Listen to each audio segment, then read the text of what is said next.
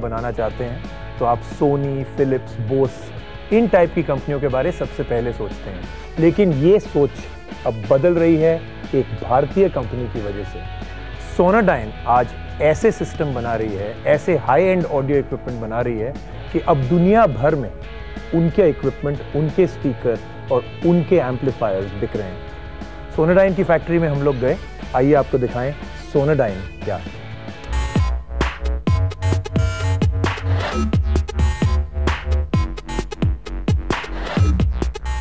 आज हम उन भारतीय कंपनियों के बारे में बात कर रहे हैं जिन्होंने ना केवल भारत में बल्कि पूरी दुनिया में अपना नाम मशहूर किया है। ऑडियो की दुनिया में एक ऐसी कंपनी है जो 1990 तक भारत में बहुत ही मशहूर थी, लेकिन 1990 के बाद इस कंपनी ने पूरी दुनिया में अपने लिए एक जगह बना दी है।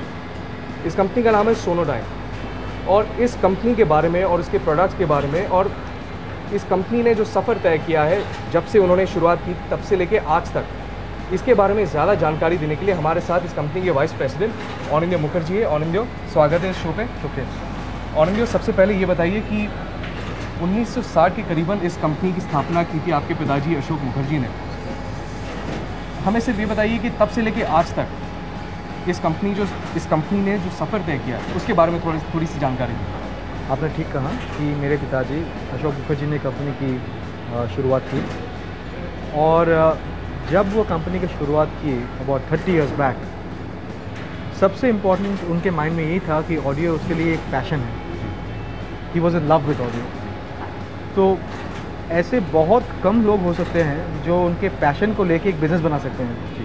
तो उन्होंने ये किया है एंड हम जो भी करते हैं for the last 30 years, research बोलिए, मैन्युफैक्चरिंग बोलिए, एडवर्टाइजिंग बोलिए, डिस्ट्रीब्यूशन बोलिए, जो भी करते हैं हम, इनके सब की बेसिस एक ही है कि हम ऑडियो को लव करते हैं। This is our passion. 1990 तक भारत के ऑडियो सेगमेंट में आप एक बड़ा नाम थे, आप एक मेजर प्लेयर जिसे कहते हैं वो थे।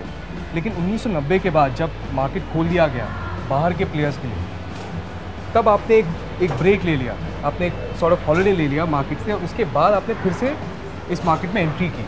ऐसा क्यों? देखिए, अर्ली 1990 तक आपने जो ठीक की, यू सेड कि हमारे लिए एक रेडी मार्केट था। प्रोडक्ट तभी इंटरनेशनल ग्रेड के थे, कोई कॉम्प्रोमाइज़ नहीं था। अब अर्ली 90s में कुछ इंटरनल कुछ प्रॉब्लम्स हुए, एक्सटर्नल कुछ इश्यूज़ हुए।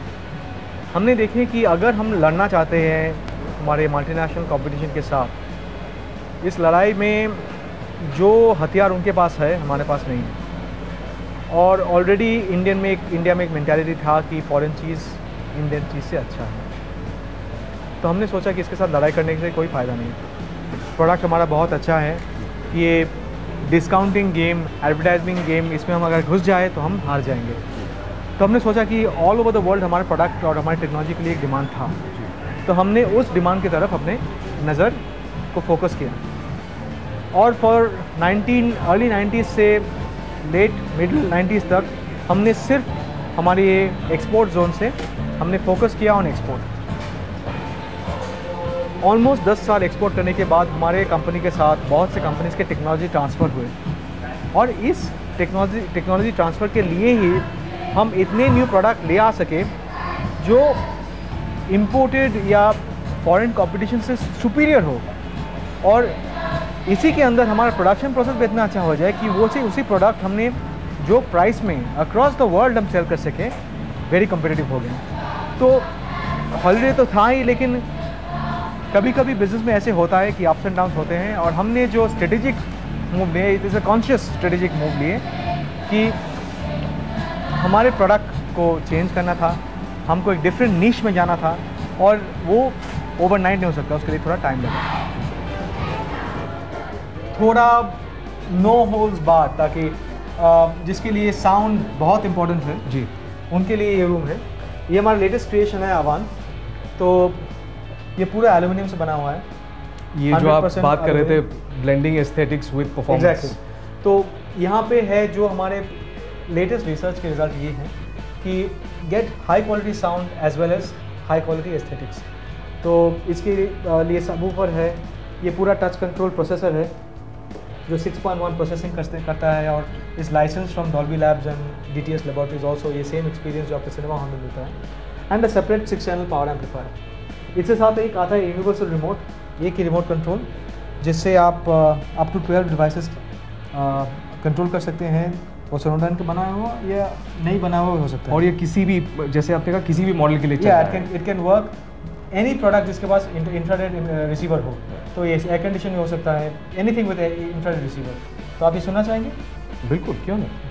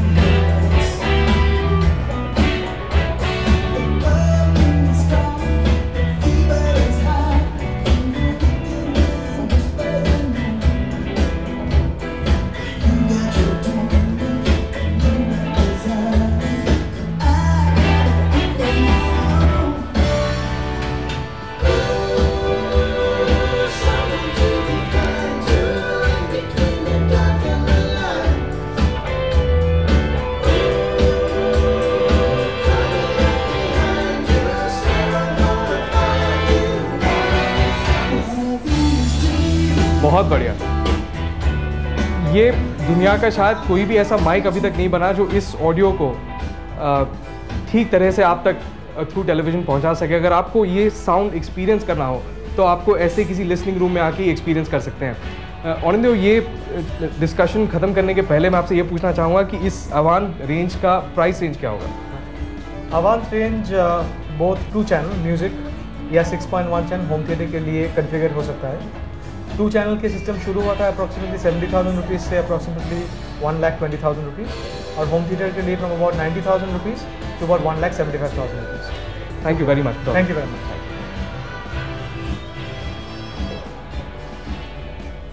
तो अगली बार जब आप एक स्टीरियो सिस्टम या होम थिएटर के बारे सोच रहे हैं तो सोनोडाइन का अवांत के बारे आप ज़रूर सोचिएगा। अब लेंगे हम एक छोटा सा ब्रेक।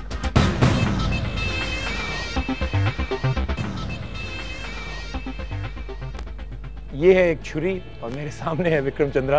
विक्रम के साथ है केक। हाँ, तो आप ज़्यादा ना घबराएं, ये छुरी केक के लिए और किसी चीज़ के लिए नहीं है। तो विक्रम, कुछ गेस करेंगे किस लिए है ये केक? 25 साल पीसी के। बिल्कुल, 25वीं सालगिरह पहली पीसी की। एक क्वेश्चन इसको काटने से पहले आप ब्लो करें कैंडल, आप करिए जरा। Very good, excellent. Happy birthday PC. गाना आप गाएंगे कि मैं? आई थिंक वो व्यूअर्स गाएंगे। आपसे मैं सिर्फ एक क्वेश्चन पूछ रहा हूँ। 16 KB की रैम, एक मोनोक्रोम कंप्यूटर, 1,80,000। आप हैं खरीदार? और बोलने से पहले 81 में मैं होता, आज नहीं होगा। और आज 128 MB रैम के फोन पे भी आप अभी संतुष्ट नहीं होते। राजीव, सोचने की बात है कि अगर गाड़ियों में भी उसी किस्म का सुधार आया होता जितना कंप्यूटर्स में आया है, तो ना तो आज तेल 75 रुपये होता, ना हम लोग 80 के स्पीड से गाड़ी चला रहे होते। और सबसे बड़ी बात ये हो जाती है कि शायद कुछ थोड़ा सा और रैम लगा के आपकी गाड़ी का इंजन और तेजी से चल पड़ता। आप केक खाएंगे कि मैं? मैं ज़रा केक काट लूँ। Happy birthday PC. और विक्रम, फर्स्ट पीस आपके लिए। शुक्रिया। और इसके साथ बस अब शुरू करें smartphone shootout. Smartphone shootout 2006 Vikram Chandra के लिए अगला स्मार्टफोन ये आखिर में हम लोग कर रहे हैं। आइए देखें इस हफ्ते में हम लोग दोनों ने इन दोनों फोन्स के साथ क्या किया। विक्रम, आपने शुरू किया जस्ट जार के साथ, क्या ये है आपका अगला फोन? मुझे ये फ़ोन बहुत पसंद आया। इसके फीचर्स बहुत ही अच्छे हैं, इसकी स्क्रीन बहुत अच्छी है, आप ट्विस्ट कर सकते हैं, इस्तेमाल कर सकते हैं। इसका जो कीपैड है मिनी कंप्यूटर है, आप टाइप कर सकते हैं, टच टाइप कर सकते हैं, थंब के साथ टाइप कर सकते हैं। प्रॉब्लम इसमें एक ही है, इसका साइज। और एक्चुअली दूसरा भी प्रॉब्लम है, इसका दाम, इसकी प्राइस। मेरे 3 दिन में मैं आपको बताऊं सबसे कमाल की बात इस फ़ोन के बारे क्या थी कि मेरे को हर फीचर पसंद आया, लेकिन हर बारी जब मैं मेरा फ़ोन बजता था, मैं निकालता था, तो यहाँ पे कुछ भी नहीं है। इसको खोल के मुझे देखना पड़ता था कि कौन मुझे फ़ोन कर रहा है। ये 3 दिन के बाद मुझे नेगेटिव लगने लग गया, लेकिन जैसे आपने कहा बाकी हर तरीके से ये फ़ोन बहुत इंटरेस्टिंग था। मुझे बहुत मज़ा आया इसको इस्तेमाल करके। उन लोगों के लिए बहुत अच्छा है जिनकी जेबें काफ़ी गहरी है, भारी हैं, गहरी हैं, और जो इस फोन को भी डाल सकते हैं और उतने पैसे भी निकाल सकते हैं। यही मेरा लेकिन विक्रम, मैं आपको एक बात बताऊं, जो लोग कम्युनिकेटर, जैसे नोकिया के वो ब्रिक कम्युनिकेटर्स हम कहते थे, अगर वो वाली कैटेगरी के लिए फ़ोन बना है तो उनको ना ये भारी लगेगा ना उसकी कोई प्रॉब्लम होगी, कि इसी प्राइस पे कम्युनिकेटर शुरू भी हुए थे। तो आप आए किसी के ऑफिस में, टेबल पे रख दिया, उनको भी पता है आपके पास ये फ़ोन है और इमेज की इमेज बन गई। मेरे लिए यही दिक्कत होगी कि मैं जाऊंगा, मेज़ पे रख तो दूंगा पर चला जाऊंगा उसे भूल कर, फिर वापस जाना पड़ेगा। चलो विक्रम, आपने और मैंने इसको रेट कर दिया है, पॉइंट्स दे दिए हैं, तो आइए दर्शकों को भी दिखाएं कि इनकी रेटिंग क्या है आपके स्क्रीन पे अभी।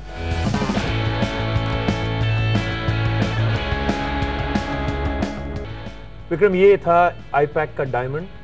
मैंने पहले 3 दिन उसकी यूज़ किया, लेकिन पहले आप बताइए, क्योंकि आप एक O2 के यूज़र हैं, या आपके लिए ज़्यादा पसंदीदा फ़ोन होगा, क्या लगा आपको ये यूज़ करके? O2 के बिल्कुल जैसा ही है, एक तरह से थोड़ा छोटा है, अच्छी बात है, छोटा है, हल्का है, आसानी से जेब में आ जाता है। इसके पास ये फ्लिप कवर है, शायद अच्छा कवर हो सकता था, पर ये अच्छी बात है कि स्क्रैच नहीं होता है स्क्रीन। लेकिन अच्छा छोटा सा फ़ोन है, बड़ा स्टर्डी सॉलिड सा फ़ोन है, एक कवर इन्होंने दे दिया प्रोटेक्शन के लिए, शायद इतना अच्छा नहीं है देखने में, लेकिन O2 के इसके अगर हम लोग कंपेयर करें तो क्या लगा आपको इसके बारे में? O2 जैसा ही है, बहुत सिमिलर है O2 के अच्छा। जैसे, थोड़ा छोटा है, बैटरी लाइफ शायद थोड़ी अच्छी है। स्क्रीन रिफ्रेश में मुझे थोड़ा सा प्रॉब्लम आया, आपको प्रॉब्लम? मुझे इसका ना इसकी स्पीड में कोई प्रॉब्लम आई, ना स्क्रीन रिफ्रेश में। कुछ और चीज़ें जैसे FM रेडियो उन्होंने डाल दिया था इसमें, मेरे को लगा अच्छी इम्प्लीमेंटेशन थी उसकी। मुझे ये फ़ोन पसंद आया। मैं एक विंडोज़ मोबाइल यूज़र नहीं हूँ, आज तक कभी भी कोई बहुत लंबी ड्यूरेशन के लिए मैंने विंडोज़ मोबाइल फ़ोन नहीं इस्तेमाल किया, ये मैंने किया, मुझे काफ़ी पसंद आया। तो इसकी रेटिंग मैंने पहले दी थी, आपने फिर ऐड की थी। आइए पहले ये भी दिखा दें कि HP डायमंड की रेटिंग क्या है।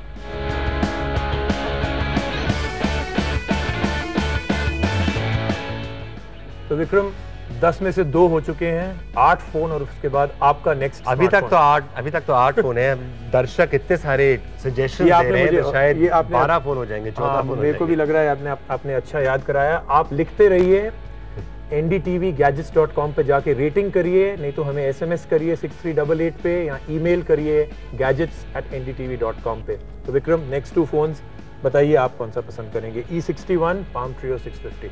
Palm Treo 650 को मैं ट्राई कर लेता हूँ। ठीक है। ये Palm सॉफ्टवेयर है जो मैंने इस्तेमाल नहीं किया है काफी सालों से। PDA तो कभी ना कभी किया होगा Palm का, बहुत साल पहले। इसको ट्राई करते हैं 3 दिन, फिर से मैं कर रहा हूँ E61, आप कर रहे हैं Palm Treo 650, और 3 दिन बाद स्वैप करेंगे। ठीक है। Thank you Vikram for coming. तो डिजिटल दुनिया में इतना ही, अगले हफ्ते आपसे फिर मिलेंगे। Thank you and good bye.